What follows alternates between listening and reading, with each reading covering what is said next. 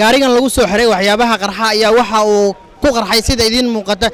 isgoyska dabka ee magaalada caasimadda ee Muqdisho inta la xaqiijiyay 2 ruux ayaa ku geeriyootay trainta ka badan waa ay ku dhaawacmeen sida ay noo xaqiijiyeen wadayaasha gaadiidka gurmadka degdega ah ee Amiin Ambulance markii qarax oo dhacay ka bacdi waxaan soo fidinay gargaar degdeg aan soo fidinay qaraxii 2 qof meesha ugu imaanay hal qof oo meed ah iyo hal qof oo dhaawac halkii qof dhaawac markaan qaadnay istaalkii aan gaarsiinay ka bacdi asna muddo 10 daqiiqo ka bacdi qofkii meesha ku dhintay labadaas aan aragnay anaga qaadnay iyo Amiin Ambulance aanay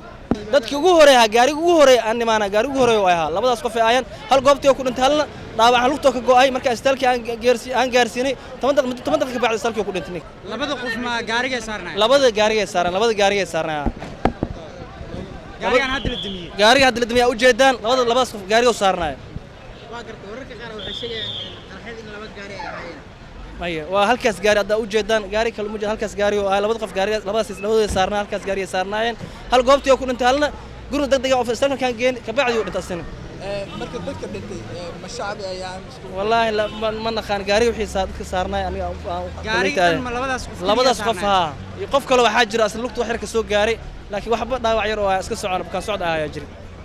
meesha uu ku qarxay gaariga wax dada uu ka ag dhawaa ma jirin maya alxamd dadka ilaahay ma taa u jeedaan ba wax dad kale ilaahay ma duwaa mooyto wax kale dal dhaawac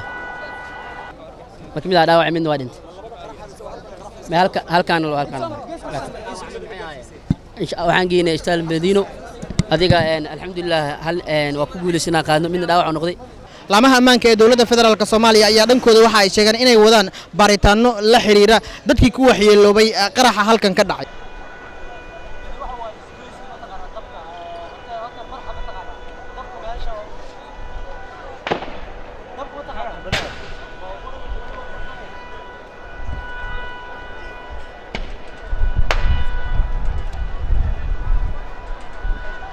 حسن كاهية سوم نيوز تي في مقدشو.